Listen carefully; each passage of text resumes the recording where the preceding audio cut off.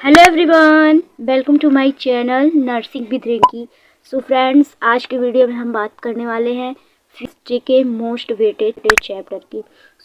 देखिए, अगर आपका टारगेट केजीएमयू या फिर गवर्नमेंट कॉलेज की है तो मैं बता दूं, पहले आपको सब पढ़ना है एंड सारी एनसीईआरटी अच्छे से पढ़नी है। बाकी जो ये चैप्टर्स और जो टॉपिक मैं आपको बता रही हूँ, ये चैप्टर्स और टॉपिक मोस्ट रिपीटेड है, अभी तक सबसे ज़्यादा पूछे गए हैं। तो मैंने पीवाईक्यू एनालिसिस करके इसके बाद मैं आपको ये बता रही हूँ।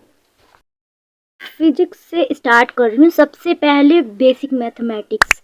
तो देखिए, बेसिक मैथमेटिक्स आपको थोड़ा बहुत तो मैथमेटिक्स आना चाहिए, बेसिक वाला, जिससे हमारे इजी न्यूमेरिकल पूछे जाते हैं वो हमसे सॉल्व हो जाए। एंड इसके बाद ऑल एनसीईआरटी कांस्टेंट वैल्यू, जितनी भी कांस्टेंट वैल्यू है और जितने भी उसके मान हैं, जितनी थ्योरी प्रिंसिपल है, वो सबको पढ़ना है।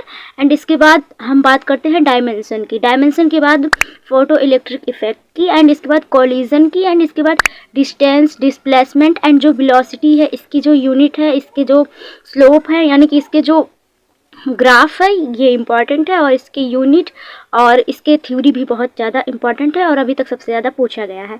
एंड इसके बाद जो डी ब्रॉगली वेवलेंथ है, ये भी बहुत इंपॉर्टेंट है। इसके बाद combination of registers and applications, and जो ओम्स लॉ है, यानी कि जैसे कि जो कॉम्बिनेशन ऑफ रजिस्टर्स होते हैं, जैसे मैं बात करूँ तो समांतर क्रम संयोजन या श्रेणी क्रम संयोजन, ये भी इम्पॉर्टेंट है। एंड इसके बाद मैं बात करूँ ओम्स लॉ की, है ना, तो ओम्स लॉ में जो रेजिस्टेंस यानी कि जो प्रतिरोध होता है, ये किस पे निर्भर करता है, जो रेजिस्टिविटी होती है किस पे डिपेंड करती है। बाकी इसके सारे थ्योरी आपको याद कर लेने हैं। एंड इसके बाद मैं बात करूँ तो इलेक्ट्रोमैग्नेटिक वेव, इसकी भी थ्योरी, और ये सब बहुत इंटरेस्टिंग चैप्टर है और अच्छा चैप्टर भी है। एंड इसके बाद Bohr's theory and property of electron differential, यानी कि जो मैं आपको बताऊं जो बोहर्स थ्योरी है। एंड इसके बाद जो एटम के जितनी थ्योरी दी गई है, जैसे थॉमसन मॉडल दिया गया है, जितने मॉडल्स हैं एटम के, डाल्टन मॉडल, है ना, जितने भी हैं, ये मॉडल बहुत ज़्यादा इंपॉर्टेंट हो जाते हैं। एंड इसके बाद quantity, SHM quantities, and momentum of inertia, and जो न्यूटन्स के लॉ हैं, ये काफ़ी इंपॉर्टेंट हो जाते हैं। And momentum and force important हो जाता है। वर्क डन थ्योरी जो होती है, वर्क डन जो होता है, ये इम्पॉर्टेंट हो जाता है। बाकी जो बेसिक लॉ ऑफ थर्मोडायनेमिक्स है, ये भी इम्पॉर्टेंट है। बाकी जो पावर है, magnetic field due to difference elements, ये सब जितने चैप्टर में बताई हूँ ये इम्पॉर्टेंट है। इसके बाद भी जितने एनसीईआरटी के ऑल एनसीईआरटी फार्मूले and all NCERT constant value, all NCERT जितने टॉपिक मैंने बताया, इनमें से तो कोई आपको छोड़ना ही नहीं है। बाकी और आप पढ़ सकते हैं अपने अकॉर्डिंग, बट ये मोस्ट इम्पॉर्टेंट है। एंड इसके बाद मैं बात करती हूँ केमिस्ट्री की। तो सबसे पहले केमिस्ट्री में ऑल एनसीईआरटी फार्मूला इसमें भी पढ़ना है। एनसीईआरटी के जितने लॉ दिए हुए हैं, प्रिंसिपल थ्योरी, कमी, और एसिड बेस सॉल्ट, ये इम्पॉर्टेंट है। आईपीएससी बहुत इम्पॉर्टेंट है, और एसिड बेस सॉल्ट भी बहुत ज़्यादा इम्पॉर्टेंट है।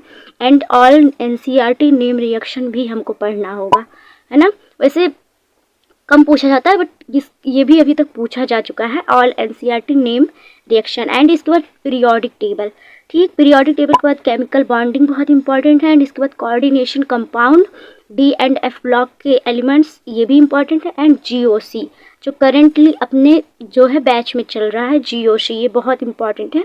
हाइड्रोकार्बन जैसे एल्कीन, एल्काइन। एंड मैं बात करूँ जो बॉन्ड एंगल है, ये आपको याद करना है, ये भी बेसिक हो गया। एंड जैसे कि sigma bond, pi bond count करना, ये भी इम्पॉर्टेंट है। Halo alkane, halo alcohol. So सब मिला के इतने बेसिक पॉइंट्स जो मैंने आपको बताए हैं, ये मैंने पीवाईक्यू के एनालिसिस के अकॉर्डिंग आपको बताया। और ये टॉपिक, ये चैप्टर्स बहुत ज़्यादा इंपॉर्टेंट है एग्ज़ाम के रिगार्डिंग। बाकी अगर आपका टारगेट केजीएमयू है या फिर बहुत अच्छा मेडिकल कॉलेज का टारगेट है, तो आप थोड़ा और डीप में पढ़ सकते हैं। और मैंने जितना आपको बताया, ये मोस्ट इम्पॉर्टेंट चैप्टर, इसमें सिर्फ क्वेश्चन पूछे ही जाते हैं और अभी तक पूछा ही गया है। सो आई थिंक आपको समझ में आया होगा। तो इनमें से मैंने अपने अकॉर्डिंग, अपने एक्सपीरियंस के अकॉर्डिंग आपको मैंने बताया। तो आप सारी देखिए, सारी न्यू एनसीईआरटी को पूरा अच्छे से आपको पढ़ना है। फॉर्मूले वगैरह बिल्कुल केमिस्ट्री फिजिक्स दोनों में उतने पढ़ने हैं, और जिस चैप्टर की वेटेज ज़्यादा है, टॉपिक भी मैंने आपको बता दिया। सो आई थिंक आपको समझ में आ गया होगा। तो मैं आपसे मिलती हूँ किसी और वीडियो में। आपको कुछ और पूछना है तो कमेंट में पूछ सकते हैं। Bye bye.